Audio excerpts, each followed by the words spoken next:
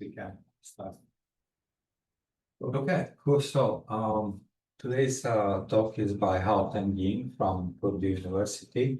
It's going to be about towards scalable and privacy preserving graph learning via system-aware algorithm design. Okay. Yes. Okay, thank you for the introduction. I'm Hao Tan. I'm really glad to have the opportunity today to talk with you guys about my research on the scalable and privacy preserving graph learning, specifically using the principle of system-aware algorithm design.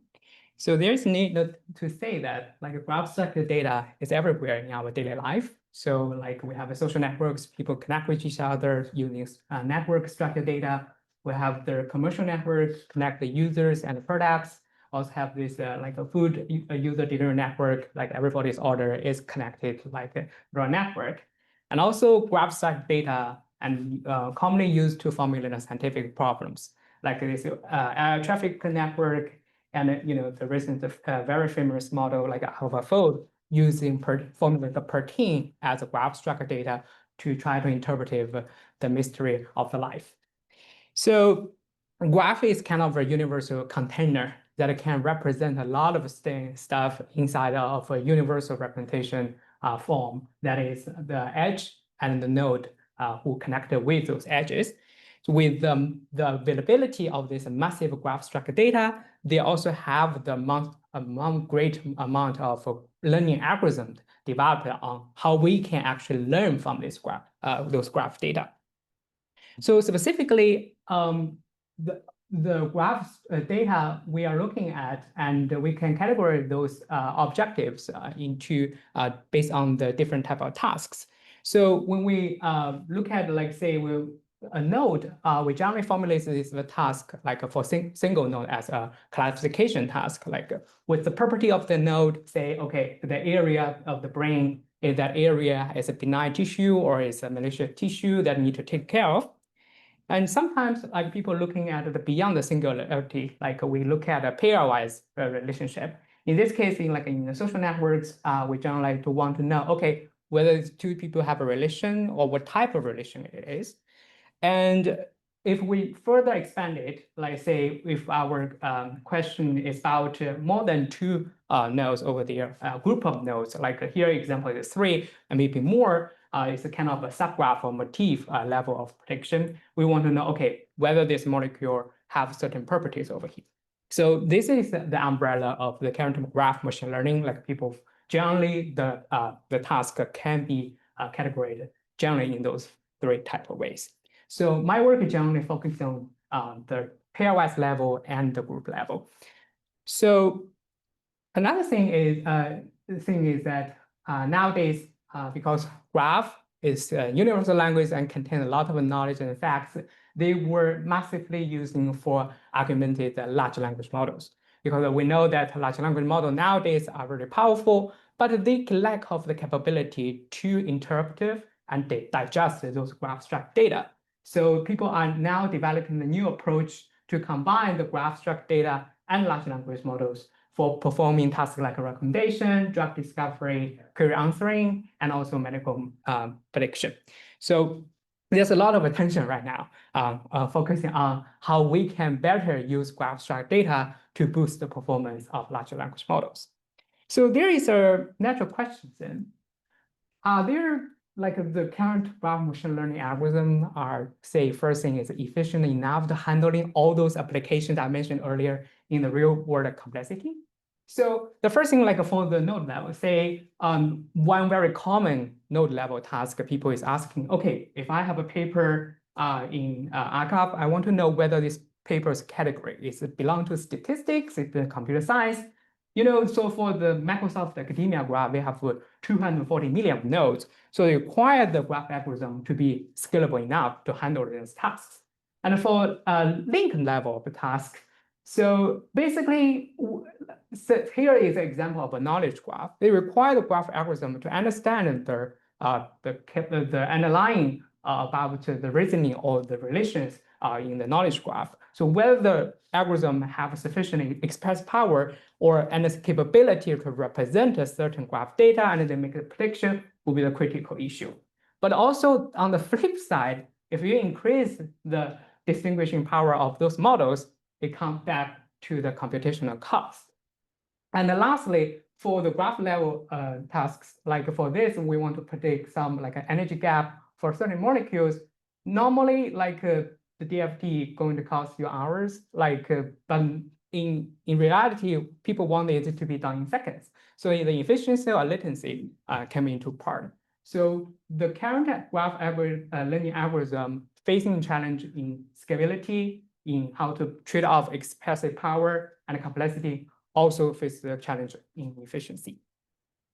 Another challenge right now is when we come across those applications, especially for high stakes applications, such as for like a medical domain or financial domain, those data contains sensitive information, like personal identifiable informations. So when we apply graph learning algorithms on top of it, are these graph learning algorithms reliable enough so we can trust them to deploy those applications on graph-based algorithms?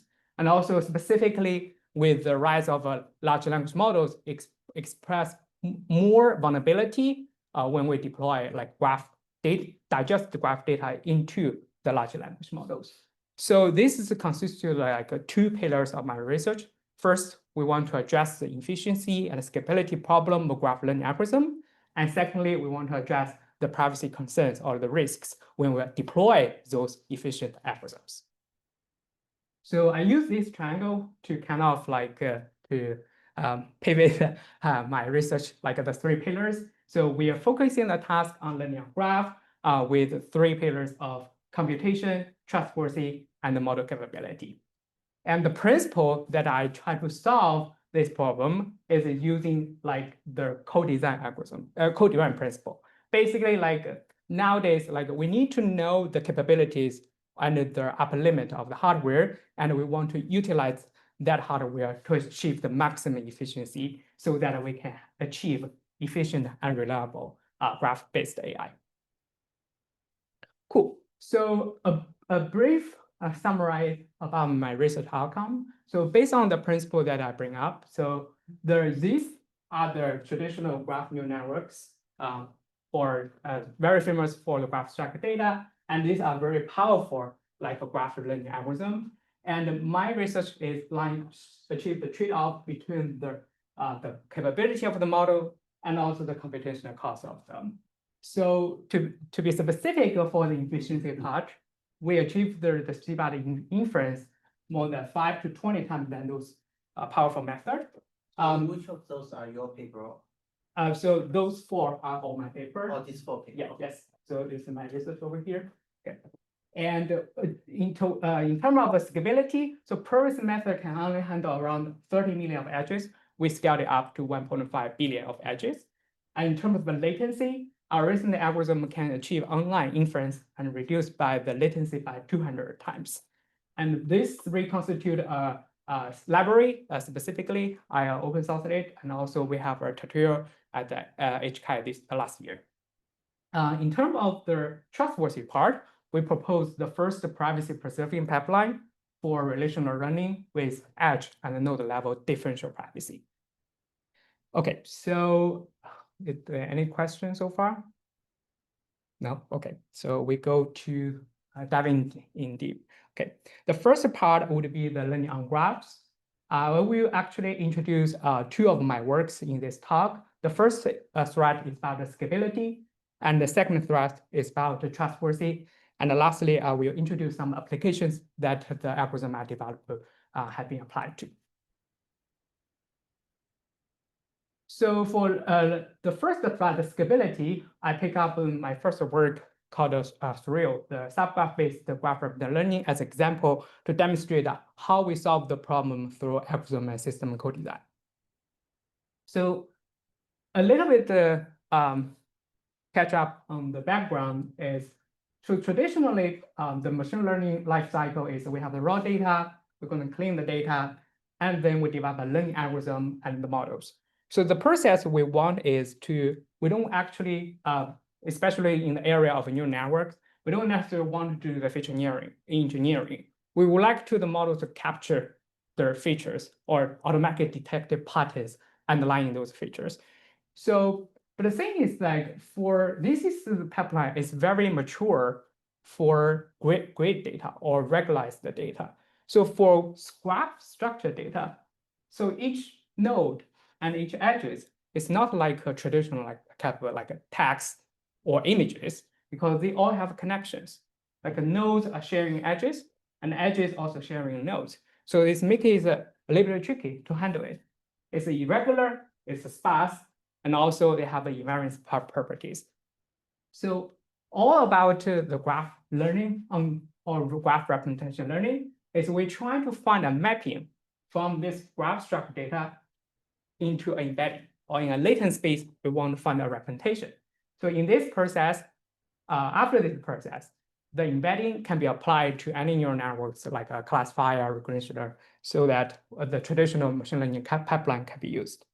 So one of the most prestigious solution for that people develop is called graph neural networks. So graph neural networks are basically taking the graph structure data as input and generate an embedding, and the embedding can be used for the classification task I mentioned earlier, or the link prediction task, or the subgraph level tasks. So this is like by far the most used tool in the community that graph neural networks have been deployed. But like so, and also it achieved a great performance on those benchmarks. So the normal use case is like I have say this social network. I want to know, okay, is the user C here is a benign or malicious user? It's really common task in anomaly detection. So basically, the graph neural network going to take an adjacent matrix and know the feature associated. Then we produce an embedding. Based on embedding, we can have a classifier to determine, okay, whether this user is malicious or benign. The good part is right now the graph neural network can take care of not only this node and its feature, but also its neighbors. So in this case, we not only consider the node itself, but it also is the neighborhood going to affect this. But when we shift this task, say, to a pair of nodes, say, okay, what if I switch my task to say, oh, I observe node A here and node B and node E here. I want to know whether AB will be more likely to be a friend or AE more likely to be a friend. So it's a fair question, right? So what we do is generally, we get an embedding of node A, we get an embedding of node B, then we concatenate them, or we do some operation, they fit into a classifier. Then we get a probability, okay, whether AB or AE are going to be friends or not. But the tricky part is that the vanilla graph neural network will say the likelihood for those two pairs to be friends are the same. It's a little bit counterintuitive here, right? For network science people, will say, okay, those two are two half neighbors. Those two are actually three half neighbors. Why they have the same likelihood to be a friend? Yeah. Why does vanilla and graph neural networks tell that the likelihood is the same? I will show you. It's 20. Oh, Yeah. I will show you actually how it's going to work. So yes, great. Why get confused, right? So the thing is like we need to understand is graph neural networks rely on a mechanism called the message passing. So the message passing is for a target node representation, it is the representation of itself and the aggregation of its neighbors. So, and then we can combine them together, apply any nonlinear functions over there, then we got the representation of the target node. So if you look at the node B and node E, this will show you why they are the same. So this is node B and node E. This is an unfolded computational tree of the node when we try to get their representations. So if you look carefully, so this is the first half neighbor, and this is second half neighbor. I use color to say, okay, this kind of what features they were associated to. If we do not have any discriminant features and also node feature and edge feature in this case, you see the color and the aggregation of this color, they are identical. So that no matter what function you apply over here, those node B and node E would have the same representation. So in that case, when you put the node A's, B's representation and A and E's representation to any classifier, they will tell you they would have the same likelihood to be friend. So this you only erase if they are one neighbor away from each other. If there are two neighbors in between, then they're another thing. Yes, there's a catch over here. So if you observe this graph, it's kind of like this graph is a little bit tricky because it's a toy case. We generally show people that the reason we have this because these two are symmetry on graph.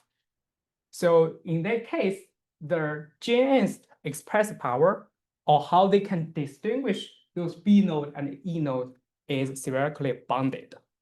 Okay, that's kind of a motivation why people want to develop a new generation of graph learning algorithms to tackle this problem. Okay, so we identify the problem. The next is how we're going to fix it. I guess the very clear information we're taking from the first is that graph neural networks don't care about the distance or the relative, they don't aware about the distance.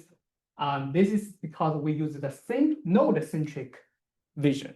Like this node only care about the neighbors. They would not be able to know the neighbor apart. This is basically make it a suboptimal for the task that involve multiple nodes, like the link example here. This is not a limit to this link example. It can be extended to a subgraph level or motif level of tasks. So to solve this problem, a very easy or trivial solution is, okay, let's just shift the dynamic. We do not look at it from the node view. We look at it from the subgraph view. So say, if you want to ask A and B, okay, I get a induced subgraph around these two. So this is one hop induced subgraph. I have A, B, and C. And also for A and E, I get another induced subgraph. So we have A, C, D, and E. So in this case, it's very obvious for us that those two subgraphs are not the same. So when you feed this information into any neural network, it will easily tell you actually those two things are different. Okay, this is one way to address this problem. But they still have a missing part, is that even you do this way, you're still missing the distance information. Yes. Can I go back here? Yeah. So I guess my question is that what do you call subgraph here? Obviously, after you add those dot line, it seems obvious as subgraph. But essentially, you're finding the shortest paths to link them together. Not necessarily, because in this case, we are taking the taking the first hop or second hop neighbor.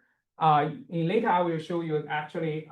So I guess my question is, in a more complicated graph, there's a chance that you could construct two different subgraphs or multiple subgraphs. Yeah. They all do the same job to connect E and A together. Okay. We are not necessarily to connect A and E. So this is just later I will show you that how it's actually constructed is we just take the first hop subgraph of A and set first hop of subgraph E, or two, this case is two hop. Then we join those two subgraphs, merge them into this one. If they have edge overlap, then they will have a connected graph. If they don't, they will be a disconnected graph. Okay. That is make sense? Okay. Okay. Cool. So the second thing is theoretically, people have shown that in order to do this pairwise level or even more multi-nodes representation learning, you need to have this so-called most expressive representation model. That is, need the joint representation, joint structural representation. So, but like how can we achieve this most expressive representation through it? So one way people are thinking about that is enhancing using structured features. I think one point you make earlier is very interesting or very important to us is that the shorter path distance. Okay, so how it actually works. So previously we say B and E have the identical computation tree for graph neural networks to generate a node embedding, right? So people are thinking about, okay, what if I add some new features into the node so that they can be differentiated? In this case, people use shorter path distance. So say it's still the query like A and B. So for C, you will see that under different queries, it will show you different perspective. So C is the first hop neighbor to A and first hop to B. So when we come across query A and B, it will have this feature 1, 1. Okay, so when we shift to another query like A and E, in this case, you will see that C is first neighbor to A and the second hop neighbor to E. So in this case, you have the structural feature 1, 2. So we concatenate this feature with C's original feature and fit it into a graph neural network. Then in this case, we can also differentiate those two computation tree. And also in this case, B and E won't have the same representation. Okay, so this is another way to address the experimental power problem of a vanilla GA is using structure features. So is those with those number, is that enough for me to reconstruct tree if I just take a look on the I'm just this is probably off your topic, but I'm just curious. With that information, is that enough for me to reconstruct the tree without Look at the graph. right? So basically, if you can reconstruct tree from those numbers and this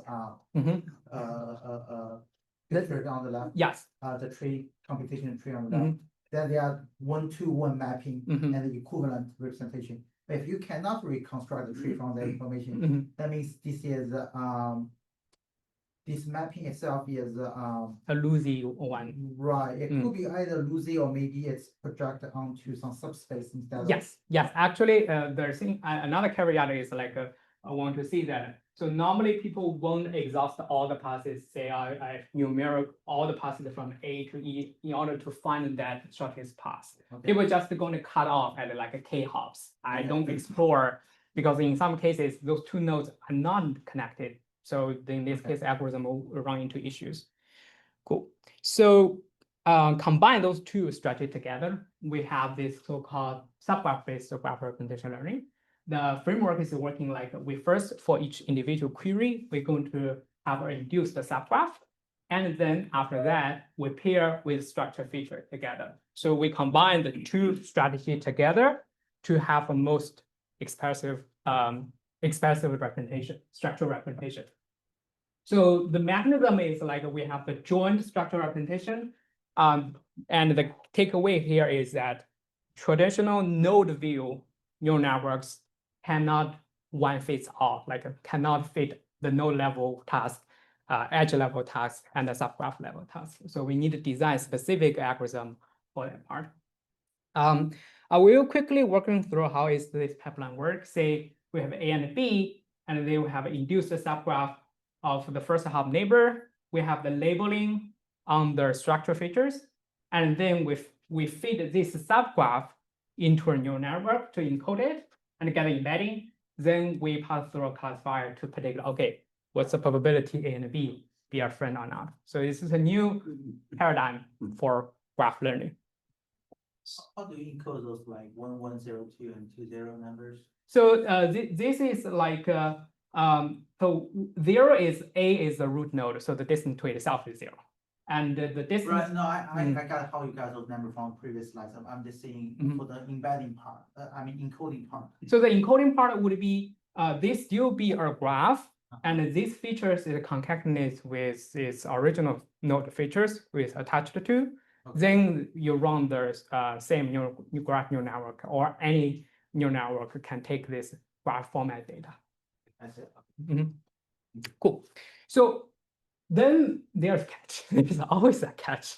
So after we boost the express power of the traditional vanilla graph neural network, but it also increase the computation complexity and redundancy.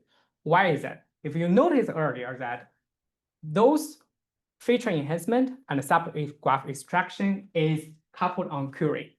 So for each query, you need to perform an extraction and a feature implementation. So those process, you cannot reuse those subgraph you extracted earlier. Like for node AB, for AE, you need to extract a new subgraph. And secondly is we have this low hardware utilization problem because each subgraph is irregular. So this is a real world graph data. We plotted degree distribution and the node size of the M-hop subgraph. If you can see that, like this is the long tail distribution, like a lot of degree, actually, a lot of nodes have a very large degree, but actually it's not that much. Also, if you look at the node size of the subgraph, like a 3-hop of subgraph, the node can be 10 to the 4. So, and then it varies from 10 to 10 to the 4. So it's really hard for modern hardware, like GPUs, to utilize the parallel power because its irregularity harms its parallelization and also the hardware utilization. And lastly, unlike graph neural networks, they have the library like a PyG or DGL. We do not have a specific software to quite support this subgraph-based operation. So it constitutes the main bottleneck for us to deploy those subgraph-based method. So this comes to our contribution on this domain is we propose the first efficient subgraph-based algorithm. Is our insights is that, okay, so previously the bottleneck is we need to extract a subgraph, and basically one, we do a BFS on the first or second hop neighbor, then we merge it to one, and also merge their corresponding structure features. So this is process the online extraction and labeling. And we are thinking whether there's a way that we actually can reuse those extract subgraphs. So, and also, can we make the irregularity issue goes away? So we think of there's a very neat solution that is using random works to replace the BFS or what is BFS? the branch first search. So we're going to have the first hop neighborhood and then second hop one. So what we try to replace it is using random work sampling. So instead of to get the full first hop neighbor and then second hop neighbor, we're just going to run a bunch of random works with a fixed length, starting from root node A and start root B. So you can see this is like we kind of like have an approximation for the subgraph from A node and from a B node. Okay. And another good thing is that because random works, we can run multiple of them, and we can record each node appear at each location for how many times. So this can be used as structure encoding or precision encoding, because you see the C node appeared twice here. Most likely this node would be the first hop neighbor over here. So this encoding carried the positional information. We have one stone killed two birds over there. So we have this as a subgraph and this as a positional encoding. Then we combine these two things together, we got our subgraph. So the last piece would be, we're going to combine those two things together, because remember that the mechanism is rely on the joint representation. So what we do is that we concatenate from the left side and the right side. It's all regular, right? It's just the n by n matrix over here, concatenate together. And for the positional encoding, this piece is a little bit tricky. So we need to find the corresponding ones. Like for C node, we want to know C node relative position to node A and relative position to node B. So we basically design a join operation over here to achieve that online join process. So after that, we put two part of the set of work together and also the relative position encoding. We can send this subgraph work, random work based subgraph to any neural networks. So in our specific implementation, we use like a recurrent neural network because it's just a sequence. We don't need a specific neural network to handle that. And by leveraging those two perfect design, we achieved a high efficiency. Random is pretty efficient, and also we address the irregularity problem. Okay, so the next one we're going to talk about the experiment setting about this is we test our solution based on two types of tasks: link or relation prediction, and also high order pattern prediction. So specifically for this link prediction is like we have a heterogeneous network with different type of entities and relations. We want to know what is the relational type between two entities in this case. And for this high order network is that, okay, we have this, we observed like a V1, V2, V2, V3, and V1, V3 have a relation, But later, whether these all three would formulate a relation, this is kind of a hypergraph case. When we say hyperedge over here means that there is edge connected all three nodes in this case. And we want to do to predict where they can work in this case. So we also use the Open Graph benchmark to report our result over there. This is a standard benchmark that widely used in graph learning community. And all those data sets I will introduce later to show you it's relevant to real world tasks. So we basically take three types of the graphs. First is the social network. We have the Twitter one, have around 1.5 billion edges. And also we have the citation is the Microsoft Academia graph and the collaboration network. We also have a biological network like a protein-protein association and have the blood vessel of the brain. So we can predict whether like a two vessel would have a new joint or this joint should not happen at all.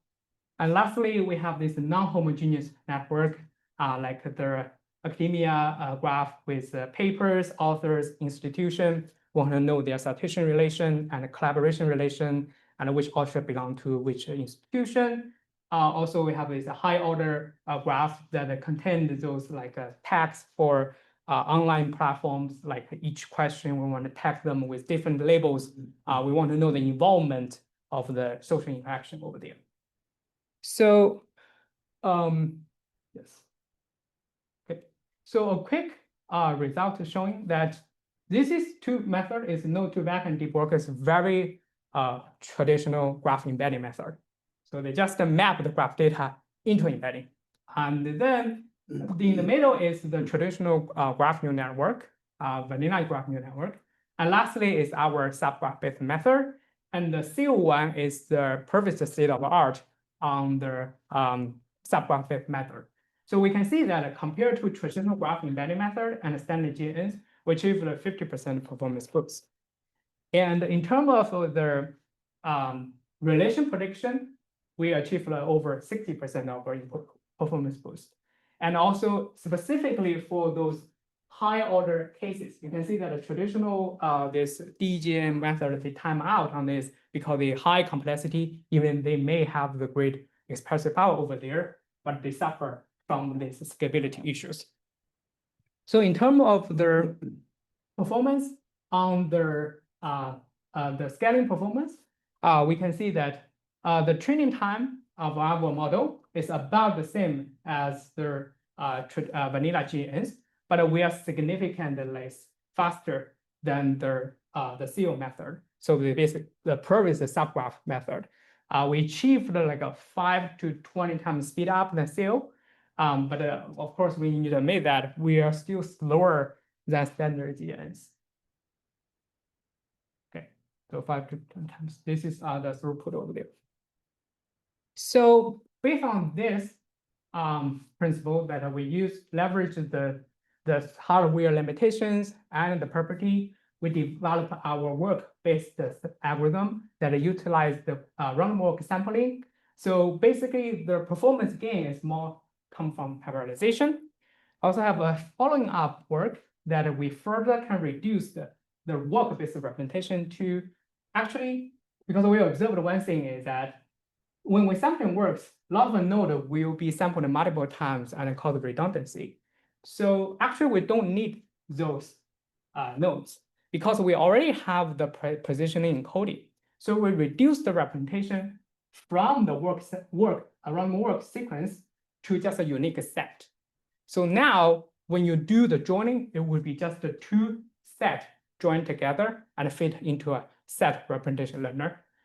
Then we leverage the sparsity. That's the main contribution that we can scale our algorithm from 30 million to 1.5 billion. And lastly, we explored some approximation-based method that actually we do not actually need sampling or this reduced format at all, because we have another very efficient approach can use is called hashing. So basically, we using the hashing algorithm to hash the node neighborhood, then join the node neighborhood together and fit into a neural network. In this case, the node neighborhood can be represented by these signatures we called over there, and then also they keep the joint structural representation. So rely on this mechanism, we achieve the latency reduced by 200 times. So the key bottleneck of subgraph-based method is a computational bottleneck, and we solve this by using work-based sampling, set-based sampling, and neighborhood hashing, and achieve the efficiency, scalability, and low latency. Okay, we compiled all those three parts into a subgraph-based library, and that library is publicly available. And we present this the whole framework at the HCAT last year to try to promote more people to familiar with those powerful methods, and it also can enjoy the efficiency and scalability of those approach. So this is a paper or this is a tutorial? It's a, so these three are all, each of them is a paper, and all three combined together with this library, we compile into a tutorial. Tutorial track, I mean, they have. Yeah, tutorial. They have tutorial track. Yes. Okay. Cool. So this is to conclude the first part of my research. Is there any questions over here? How is your method generalized to directional weighted graphs? So right now, yes, that's a very important question. So right now, our method didn't quite consider the direction so far, but with some modification, especially for the position encoding part, we can make it be a directional aware. So that part we can explore later, but so far we didn't handle this part. Yeah. So can you say what is the position encoding position of each node with respect to other nodes or something? Yes. So position encoding is like let me go back. Is we're trying to figure out what is the nodes, like say, because earlier we identified why they got confused is they don't know their relative position on the graph. So position encoding's purpose is trying to encode that information as a feature. So in this case, we would know that, okay, say this is node A and node C, we sample them twice at the second step. Based on that, we have a numerical value that is 2. And then you can infer from this encoding itself to know, okay, the node C most likely will be the first hop neighbor of A. So you have 3 numbers, 0, 2, 0. It can be more, like it's just always, So that's the position embedding of AC. yes. So as in a position encoding of a node C relative to node A. Node C relative to node. Yeah, so we call it a relative position encoding. I see. Okay. But the position embedding is a big thing, the transformers. Yeah. So do you just use these numbers or you do the random Fourier features? And No, actually, because like this one, we just use as a raw feature, so we don't transform it into the triangle functions based on that. Yeah, but they essentially the idea is similar. Like they trying to capture the words distance, like relative distance. Yeah. Here we are trying to capture the distance on graph. So you think if you use the random Fourier features and so on, and there are these other position boarding, embedding like a rotational rope and so on. Yes, actually, I have another work, but I'm the co-author. Is we are trying to find a stable way to produce a position encoding that is equivariant on graph. So there are certain properties that we want to keep the position encoding that is so that the model can capture equivariance in graph properties. Okay, cool. Okay, so we are going to the second pillars of my work. Is about the trustworthy. I will quickly go over one work that how we develop the differential privacy for graph learning or relational learning with edge level DP. So we have seen that graph models have been used a lot in recommendation systems. Like say, okay, we know those people buy or look at those items online, then we can we watch Netflix, we can based on the user's profile and their comment histories, we can further recommend them the new items or new movies. So this can also be formulated as a graph problem. And another way to using like a relational data is very common is like like a banks or financial institution have this transaction network, they're going to based on discover who send money to which and who buy product from which, and then they're going to use those data to train their like a foundation model and deploy it to multi regions, because it's not realistic for us just for each market to train a model. But the thing is that for those data, they normally contain sensitive relations, like user behaviors, for example, here. You don't want your shopping behaviors to be exposed to the public, right? And also like those financial check sections and like your online browsing history also will be protected by these regulations like a GDPR or GRBA. So using powerful graph neural networks or graph learning algorithm is good, but we don't want to expose our risks, our privacy risk to those powerful models. So the natural question we want to ask, like, how can we safely using this graph data, especially we are in the era of large language models, how we actually can bring those structured data into the model and the large language model won't leak those informations to another user when they try to leverage this structured knowledge. So in order to solve this problem, we specifically looking at one application is how we can use graph structured data to enhance large language models understanding, but at the same time, keep those data's privacy. So there are two ways to enhance the large language model. One is using this graph structured data as external knowledge base, or they call it the graph RAG. They're basically going to use it as a retrieval augmentation process. Another one is directly use those graph data to fine-tune the language model so that the language model will know, okay, those two people have a relation or those two persons have a relation, so they can be relation aware. Our work is more focused on this part because we are going to show that like how we can safely using graph data to make language model relation aware, but at the same time keep their privacy. So generally a quick catch up on how we make the model relational aware. So in this case that we have an example over here. We have say U, V over here. We want the model to know U and V have a certain relation, okay? And for other nodes, they don't have a relation. So basically what we do, generally people would construct a tuple that for observed relation, we call them positive relation. For those relations that they don't have a relation together, we call them a negative relation. So basically what we do is we want to use this logs function to train the model that we promote the likelihood of two observed entities to closer and pull off those entities that don't have a relation on graph. So this is before training. Those data are kind of the negative ones, those are positive ones. Then we're going to, then after training, we want to push those unobserved relation between entity away and pull those entities that have a relation together. So normally people use this like info in NCE loss. So essentially we want to promote the likelihood of those positive relation and try to make it dominant over all the relations over the positive ones and negative ones in the same tuple. Okay.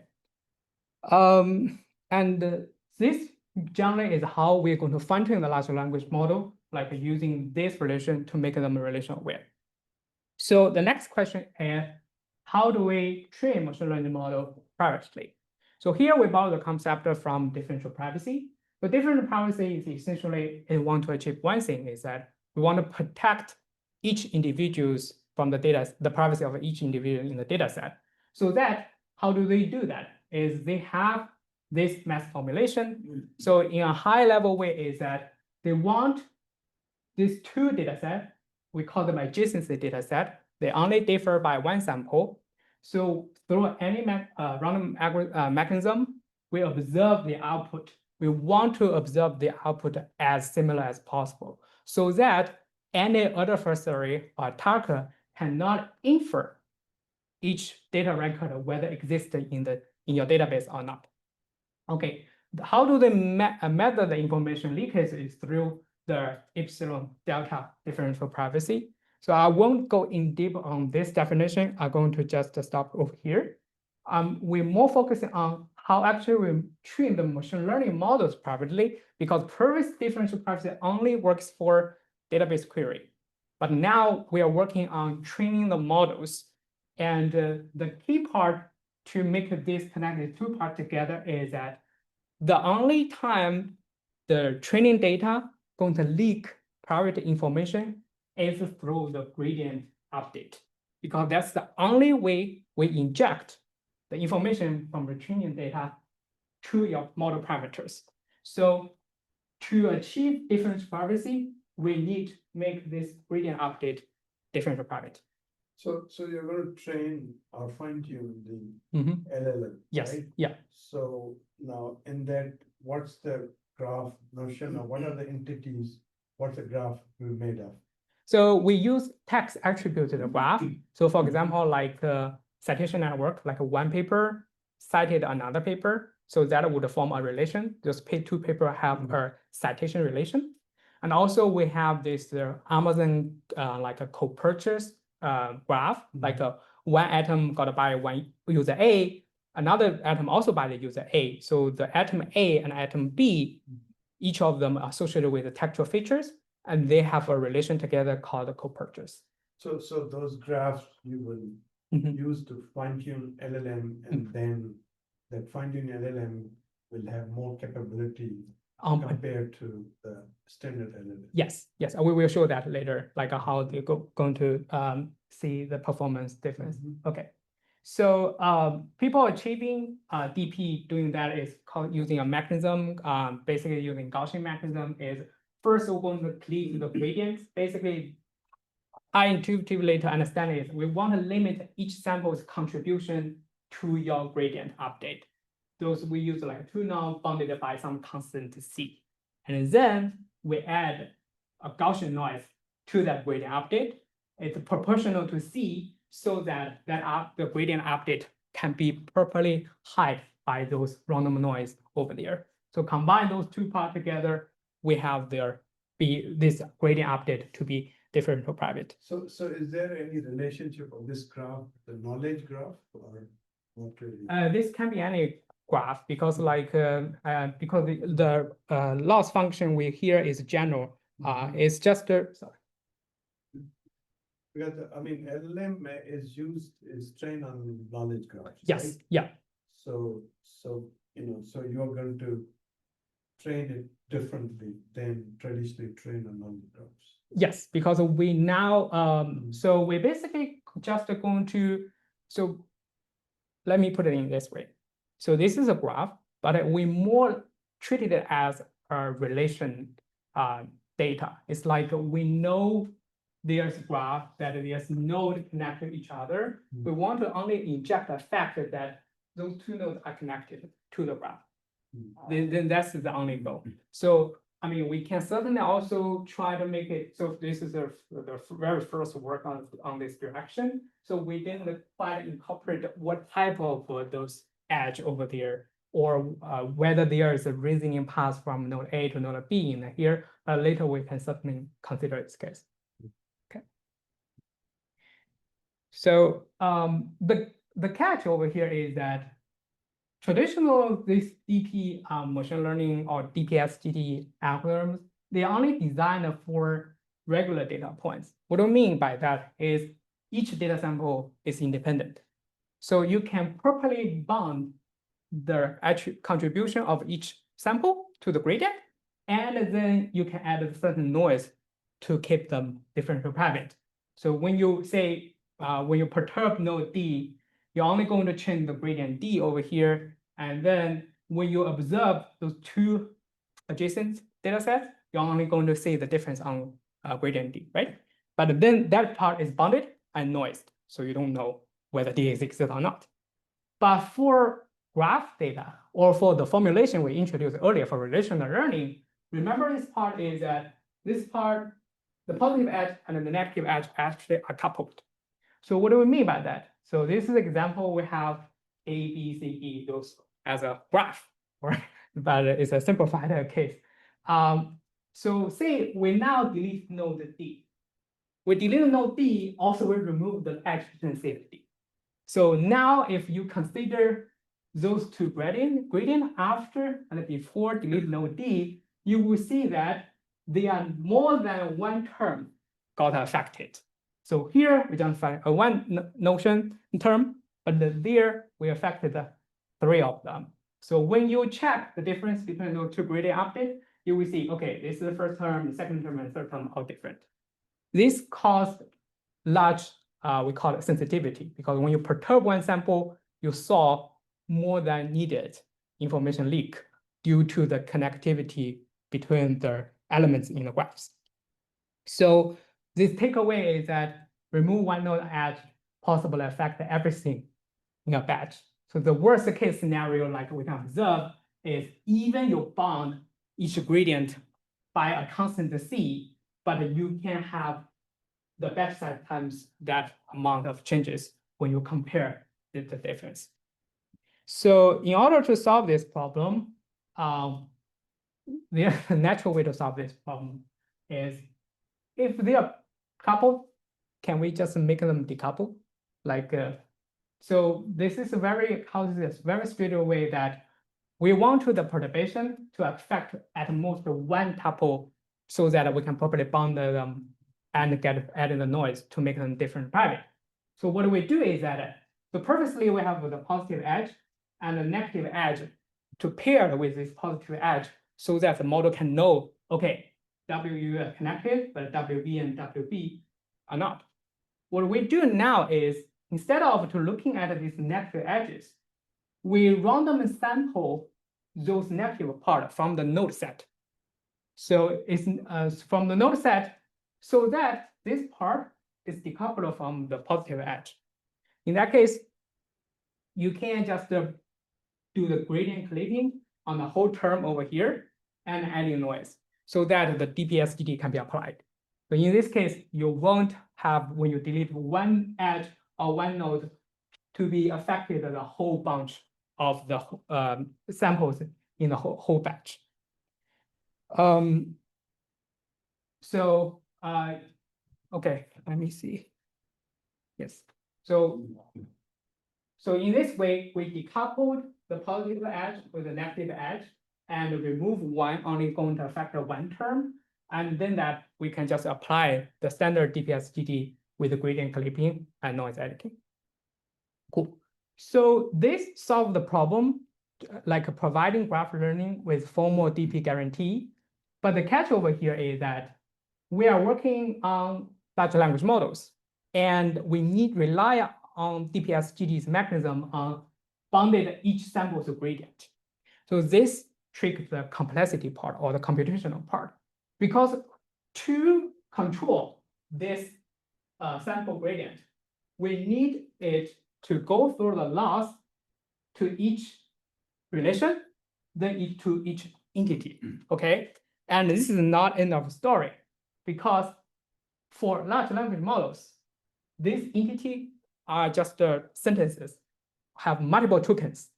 You actually need to computate the gradient with respect to each tokens, so that your complexity over here, in order to control that tuple gradient, is the batch size times how many entities over there times how each entity contains how many tokens in your for that entity.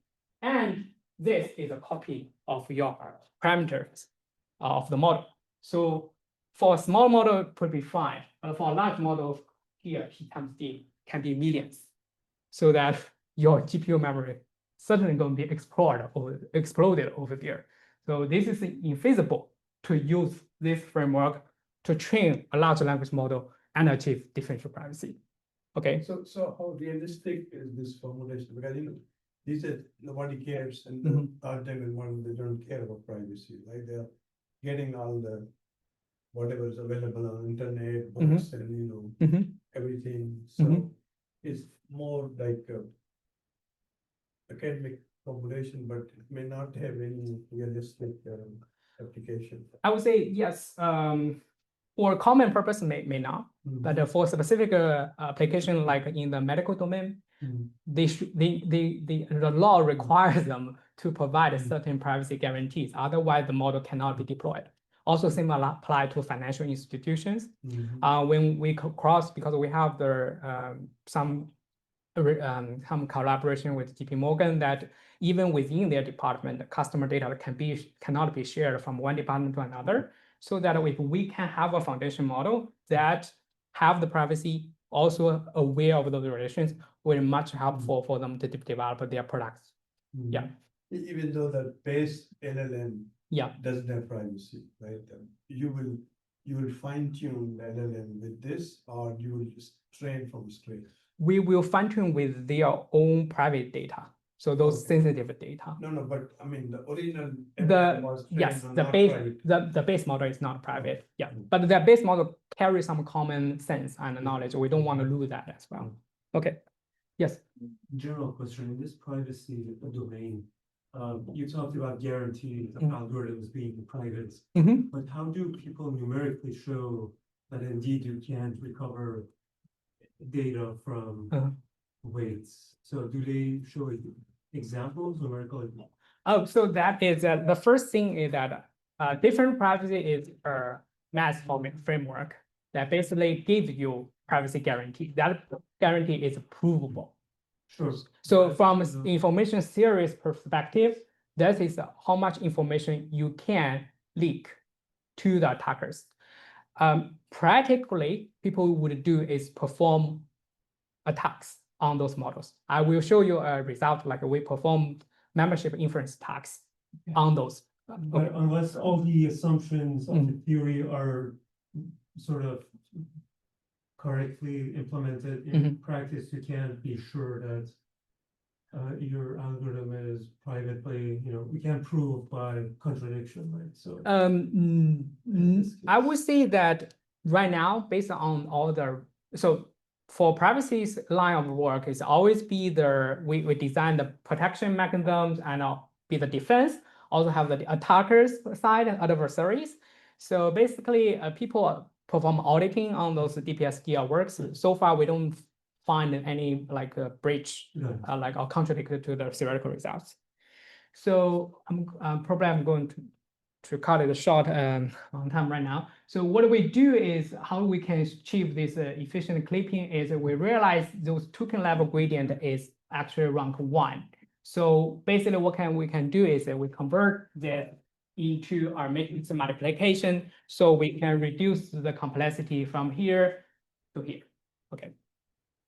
So lastly, we're going to wrap up that we have this DP relational learning through the system-aware algorithm design. That first, we decoupled the sampling to satisfy the DP guarantee. And secondly, we have the efficient tuple level gradient clipping so that the high complexity can be avoided for large models. So compare these two things together. We test our models on the Amazon shopping graph and also the Microsoft Academia graph to predict the relations of co-purchase and also the paper citation relation. So we also conducted like other than relation prediction and also entity classification. We use LM as encoder in this case to encode the text inputs. We use a setting that the learning will perform in a domain that have a rich relational information and testing in a setting that this domain do not have much of a relational information. That's why they can show the generation ability of our model. Cool. So in this case, this is the zero-shot performance on the baseline models. Like if we don't just download the model parameters, what do they can achieve over here? And this grid area says epsilon equals infinity means if we just fine-tune the model on graph with no privacy guarantee, then this is the best utility performance the model can achieve. So then later, we use a very traditional method called random flipping. It's basically we perturb the graph, then we train using the privatized graph to train the model. Then we got the performance. And then the last two columns are our performance based on the differential private learning framework that we have proposed. So based on that, like our model significantly outperformed the random response by a large margin. And then also compared to the no privacy guarantee, those pipelines, we have greater utility, only about 2% drop on these two data sets. But we also have a really strong privacy guarantee, like epsilon equal to 4 in this case. So lastly, I want to show that we perform attacks to verify whether our models are good or not. So basically, is the attacker try to query the model to say, okay, whether this pair of nodes is existing in our training samples, so that we perform this compare with the non-DP case and also our case. So for this is the true positive rate on the attack success. And for that is we also checked the distribution predictions on this too. And we find whether they are close enough or the attacker can easily separate them away. Floating points. Yeah. You need to get that number e to the power -8. Yeah, cool. So yeah, this concludes my second part of my work. And lastly, we also explore the graph AI for large language model-based knowledge graph entity matching. Also, we apply this for formulate as a formal verification problem. And lastly, we also use those graph neural network for do the traffic prediction, do the special temporal graph, or to try to module that traffic networks. So the takeaway here is that we can achieve the trade-off through the three polars, through the algorithm system co-design, and this system-aware algorithm design is all you need. It's a very simple claim over here. So I will quickly go over my ongoing and future research agenda if the time permits. Like just well, the time does not permit, but but yeah, so we are 5 minutes past. Okay, yeah, we can get. I guess I can quickly just go through the slides. Yeah, very. Okay, cool. So first, like I want to bridge the high-stakes system and application with the trustworthy graph learning, because currently we just solve the relational learning with the edge level differential privacy. We can further explore like a node level or even subgraph level or different level of privacy. Specifically, we're going to look at the applications in the health and financial domain to protect. Why I mentioned node, because this node information right now we just protect their relations, but the model still can leak their personal identifiable information. And then later we also want to audit this privacy preserving method in graph domains, because so many methods try to claim that they can achieve privacy, but no rigorous work has systematically done on this area. And secondly, is like how we can further improve like a foundation model through the structure aware. So my previous work started the work on we can use graph data to fine tune them, but there is still a gap on how the language model can understand the structured data. So that would be one my focus on how we can augment the foundation model with relational data. One work I'm going on is how we can actually more efficiently and effectively using graph as in the retrieval augmented generation. And my vision on this, we want to build a generative foundation models and take a multi-modality type of data and all structured data together so that the model can have a conception or understanding, a basic understanding of our physical world. So lastly is that we want to accelerate the scientific discovery like AI for science with structured data. So basically, for example, we can use in material science to develop new materials with certain properties. Those are all can be easily formulated through the graph structure. And also to continue my work on the special temporal graph learning, I want to develop some like a continual learning frameworks to module their in a fine granularity and also keep like the key infrastructures investment on this with the graph-based AI, like a traffic network and a power grid for smart city. Okay, so this wrap up my talk today. Thank you very much for taking time, and I really appreciate all the questions. I guess that we run over the time, and I'm also ready for some questions if you have any. Thank you. Cool. So I guess whoever has questions, please send it to the to our guest by email and so. Okay. Good. Thank you.